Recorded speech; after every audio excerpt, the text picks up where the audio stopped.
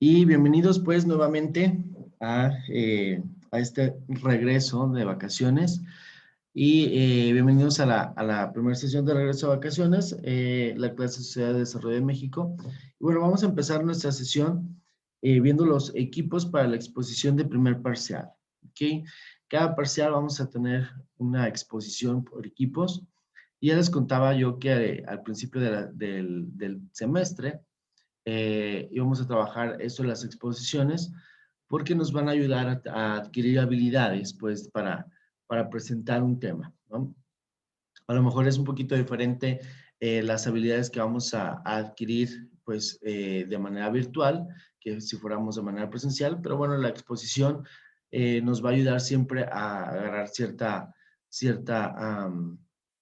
confianza en nosotros mismos para poner un tema en pantalla y estarlo presentado, ¿no? Entonces, el objetivo de las exposiciones, pues, es agarrar habilidades, ya sea orales, como de exposición y de self-confidence, ¿no? Entonces, para que podamos nosotros sentirnos cómodos en frente de un grupo o en frente de nuestros jefes en todo caso y poder exponer algún proyecto, ¿no? Entonces, los equipos para la exposición de primer parcial los hice de la siguiente manera, ¿no? Entonces, vamos a estar divididos en 4 equipos y la fecha que tenemos de exposición es justo la próxima semana, que es el miércoles 21 de abril.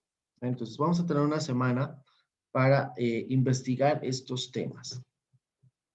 Para el equipo 1, o el equipo 1 va a estar conformado por Laura, por Verónica, por Erika, Gabriel y Kevin, ¿sí?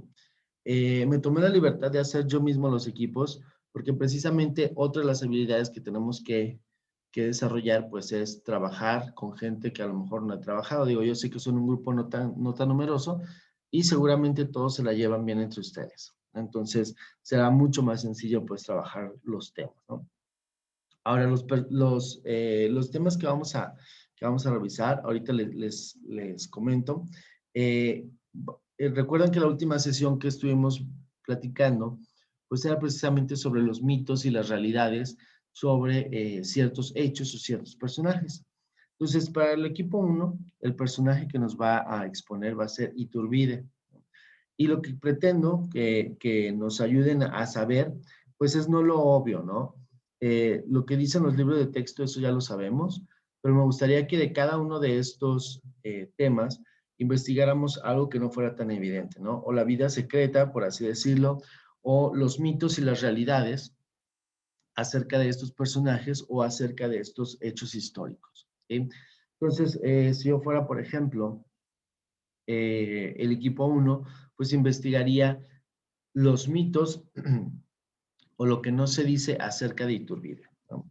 Para el equipo 2, su personaje va a ser María Ignacia Rodríguez de Velasco y este personaje pues no ha sido mencionado en los libros de historia propiamente, pero más de algunos seguramente la conocerá por su apodo y pues nos gustaría que platicaran acerca de quién fue ella, el impacto que tuvo en ciertos hechos históricos y si tuvo un impacto más allá de solamente México, pues también que nos platicaran quién fue y por qué fue importante, ¿no?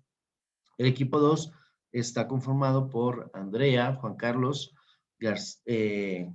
Ricardo e Itzel.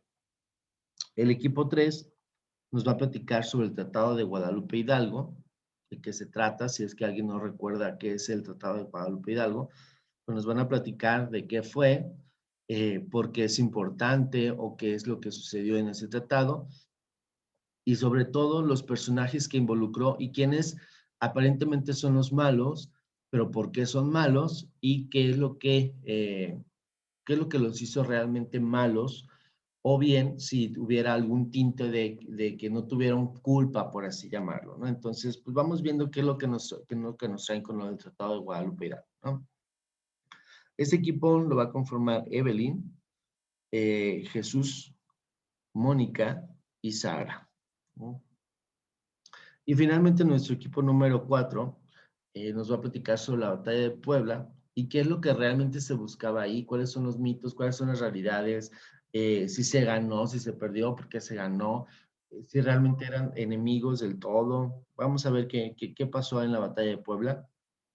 Y nos lo va a platicar Mauricio Ricardo, Fernanda, Vanessa y Esther. ¿Okay? Entonces, por favor, tomemos nota de los temas que nos tocó.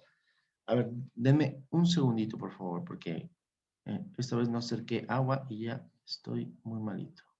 Permítanme un segundo.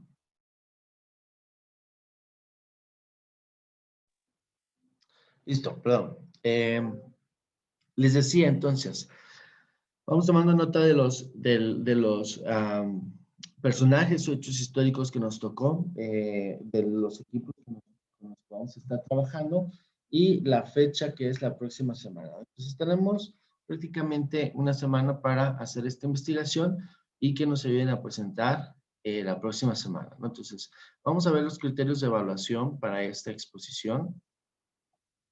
Cada uno de estos criterios tiene un valor de 20 puntos, lo cual significa que si yo cumplo o mi equipo cumple con todos los puntos, pues yo obtendré 100% en mi exposición. Ahora, los criterios que vamos a evaluar va a ser lo siguiente. Uno, que la información sea suficiente y sea clara. Que no nos dejes con solamente lo que yo ya sé. ¿Por qué? Porque, pues, evidentemente, no me interesa saber lo que yo ya sé, puesto que ya lo sé. Entonces, tráeme información nueva, tráeme información que sea interesante, que sea relevante, que sea suficiente, que sea clara, ¿no? Número dos, que se muestren seguros al presentar un tema, ¿no? Pues ahora sí que en la virtualidad es un poquito complicado evaluar qué tan seguros está en el tema, pero pues se sabe que a la hora que estás platicando o que estás exponiendo el tema, vamos a ver qué tan seguro lo logramos hacer, ¿no? Y esto es como en general en equipo, ¿eh? Recuerden que todo se va a evaluar por equipo, no es de manera individual. El tiempo, que al menos tu exposición sea de 20 minutos. ¿Y cómo vas a llenar tus 20 minutos? Pues ustedes tendrán que medirse, ¿no? Entonces, que el tiempo sea de al menos de 20 minutos por exposición, tiene un valor también de 20 puntos. Y si tienes menos tiempo de exposición, pues poco a poco se irá degradando ese porcentaje o esos puntos. Que el trabajo se desarrolle en equipo correctamente, que no se note como el yo hice mi parte nada más y solamente conozco mis 2 o 3 diapositivas y no sé nada absolutamente del resto del tema, pues eso también se nota cuando están exponiendo, ¿no? Entonces, que todos sepan todo acerca del tema, que si a alguno le falla la conexión, pues, o el micrófono, pues alguien más pueda salir a rescatar la exposición, que si los demás no se presentaron, pues ni modo, uno solo tiene que hacerlo y echarse el equipo al hombro, etcétera. Entonces, que el trabajo en equipo se note que es en equipo, ¿vale? Y finalmente, pues que tengan un cierre o una conclusión de su tema, que sea clara, ¿sí? Que sea concisa y que nos haya dejado a todos algún aprendizaje, ¿no? Entonces, que tengan esos elementos nos va a traer el 100%. Si tuviste todos los elementos, pues vas a tener un porcentaje de 100, que es excelente, un bueno, un 80%, un regular de 60 puntos, un deficiente, que es como un 40, y un pésimo si no tuviste absolutamente nada.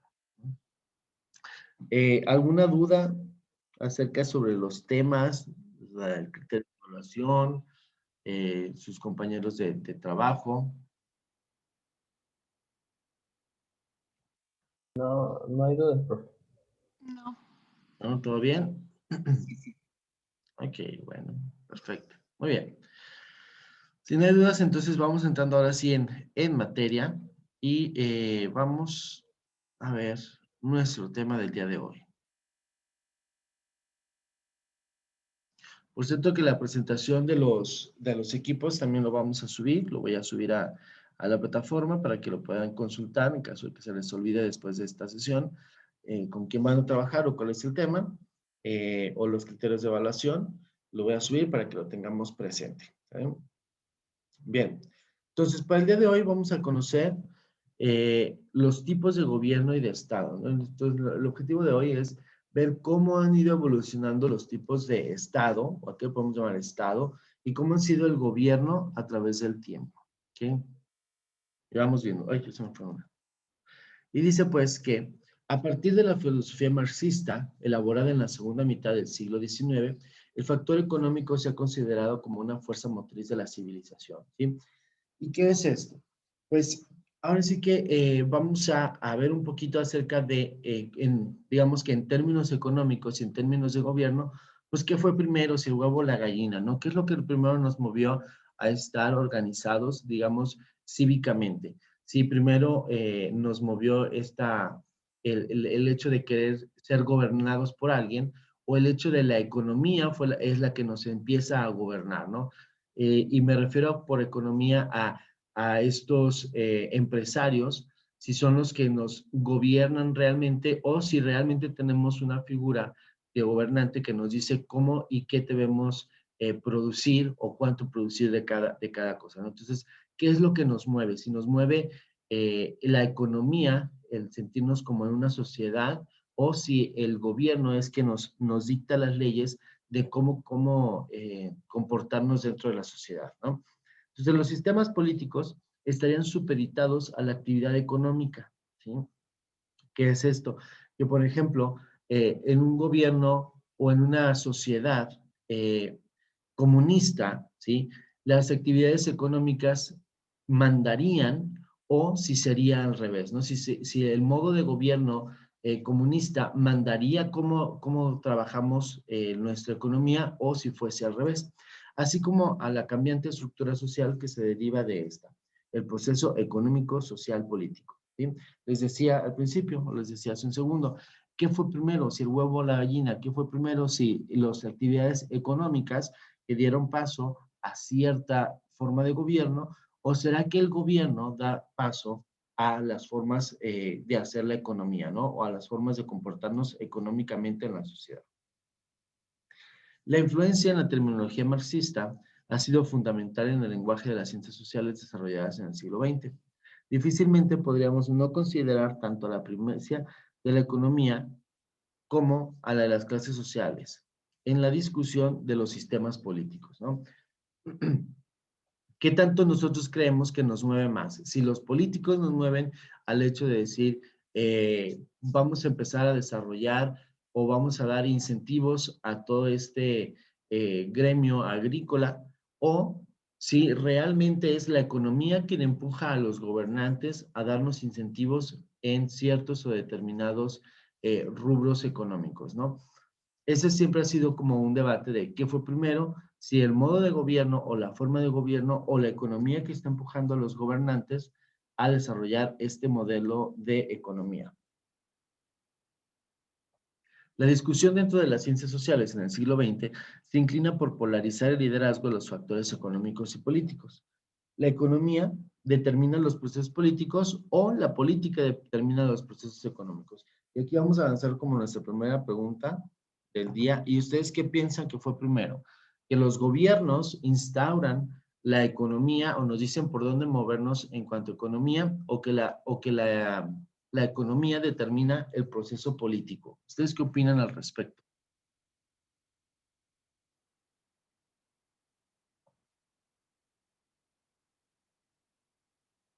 ¿Qué piensan al De respecto? ambas, ¿Ambas? un poco Ok. de ambas. Yo no sé mucho de política, pero siento que la economía es la que maneja un gobierno. Ujú.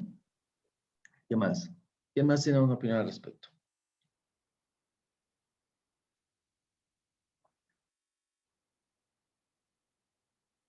¿No más opiniones? Pues sí, no, un poquito. Creo que no estamos tan errados al decir que es un poco de ambas, ¿no? Sin embargo, también yo pienso que la economía sí nos lleva un poquito a manipular los tipos de gobiernos o el tipo de gobierno que vamos a tener, ¿no?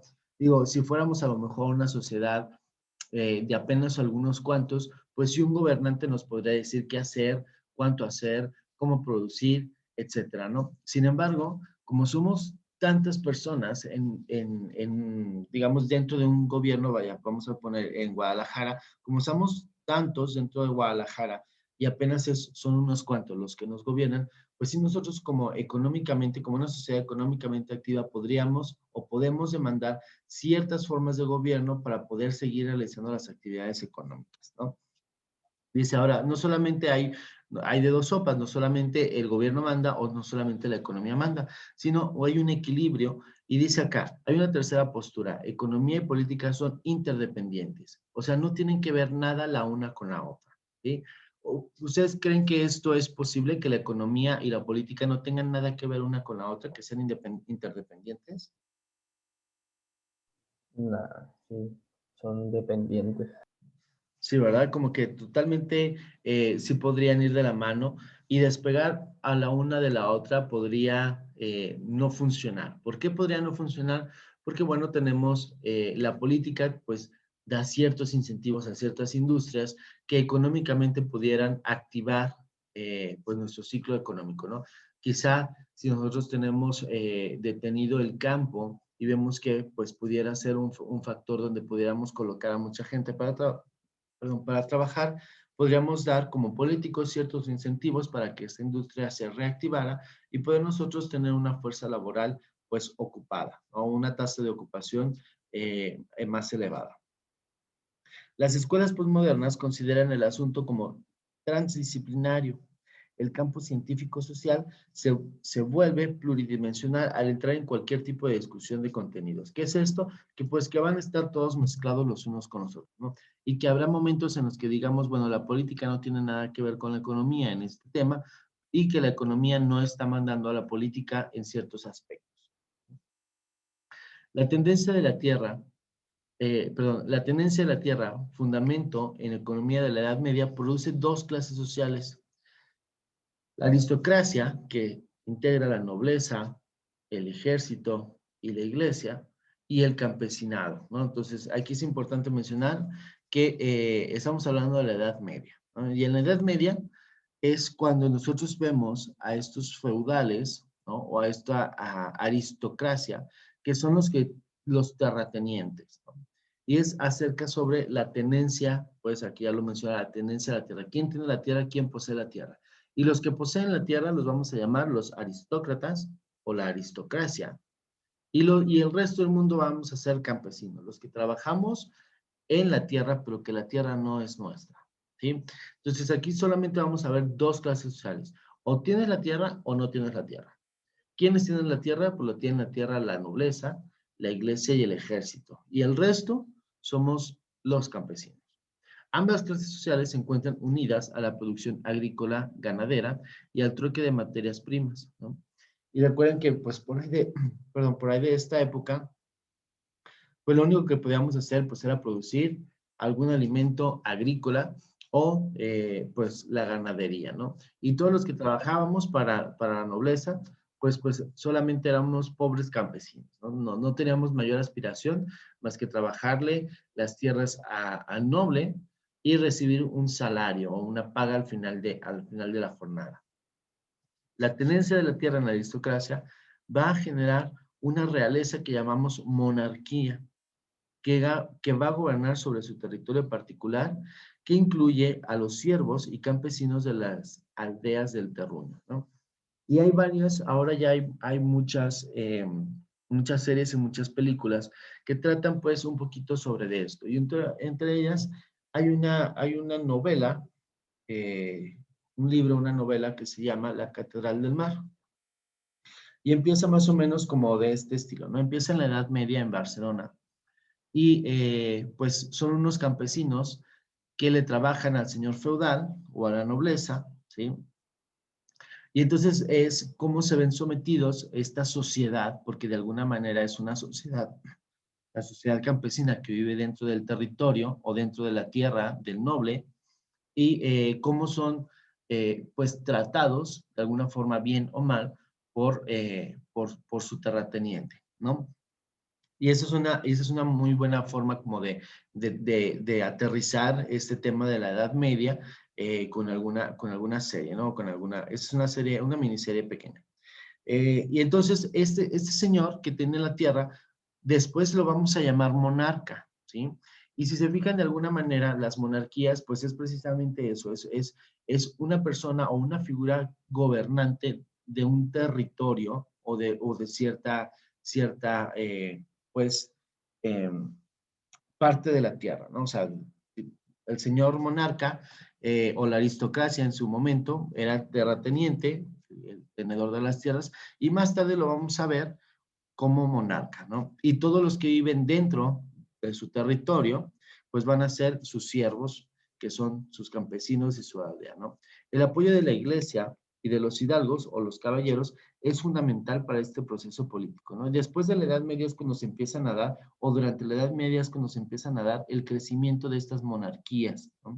Y vamos a ver históricamente cómo crecieron las monarquías españolas, las monarquías francesas, las monarquías inglesas, italianas, etcétera. ¿Okay? Ahora, la monarquía también ha pasado por un proceso evolutivo que comprende, número uno, la formación de reinos y la elección de un caballero feudal como su rey y los títulos nobiliarios con tierras para los que apoyan y trabajan con el rey, ¿no? Entonces, ¿cómo nace la monarquía? Pues empieza con un terrateniente y este se empodera y se selecciona un caballero feudal como el rey, ¿no? Y después el caballero feudal les empieza a repartir parte de la tierra que tiene, pero siguen siendo, digamos, pues sus súbditos, ¿no? Sigue siendo dependiente de este personaje, del rey o del rey feudal, ¿no? Y empieza a dar títulos nobiliarios apoyándolos pues para que se encarguen de alguna manera de cierto territorio o de cierto espacio dentro de lo que, pues de lo que el rey gobierna o va a gobernar, ¿no? Más tarde se forman las ciudades-estado y la formación de una monarquía con base de actividad comercial de la que derivan impuestos y la que también tiene intereses económicos, ¿no? Y luego baja, perdón, en este mismo rubro de las ciudades-estado, pues el feudal, ¿sí? O el rey, ¿sí? Llega con cada una de las digamos, sociedades que viven dentro de su territorio y empieza a cobrarles por las actividades que realizan, ¿sí? ¿Por qué? Porque la tierra finalmente es de él, ¿no?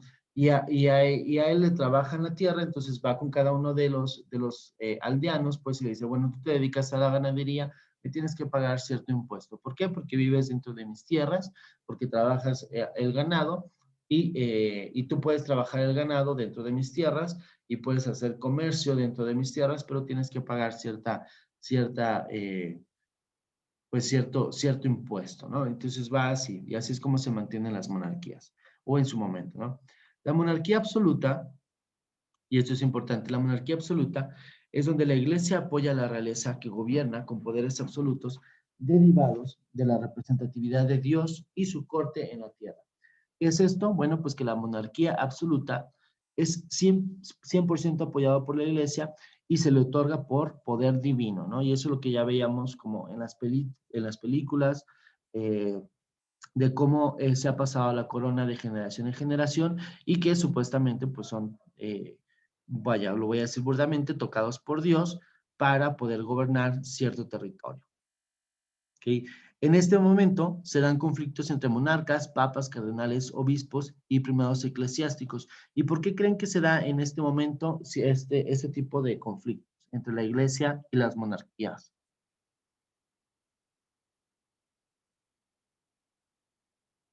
Pues porque topan en como sus ideales, ¿no? Topan en sus ideales. ¿Qué más puede ser? ¿Conflictos de dinero? Exactamente, conflictos de dinero y de poder, ¿no? Recuerden que la nobleza estaba integrada por la monarquía, ¿sí? Acá lo veíamos. La nobleza, perdón, la aristocracia está conformada por la nobleza, que son los monarcas, la iglesia y el ejército, ¿sí? Entonces, de repente llega la monarquía y se aposenta y empiezan a tener conflictos de intereses, ¿no? Entonces la iglesia dice, oye, si yo te estoy dando como el poder divino para que sigas como monarca, ¿por qué me estás quitando también a mí lo que, pues, que no se supone que éramos amiguitos, ¿no? Y a mí también me tocaba como cierta parte de esta tierra y ahora me vienes casi a echar, ¿no? Entonces empiezan a dar conflictos o se empieza a dar conflictos entre los monarcas, papas, cardenales y primados eclesiásticos por este tema, ¿no? Por la lucha de poder. ¿Ok? Bien. Vamos dando, son las 8 pasaditas. ¿Les parece si nos damos un recesito pequeño de 10 minutos para ir por un vaso con agua, una tacita de café, etcétera? Y regresamos. Claro que sí. Ah, ok, perfecto. Entonces,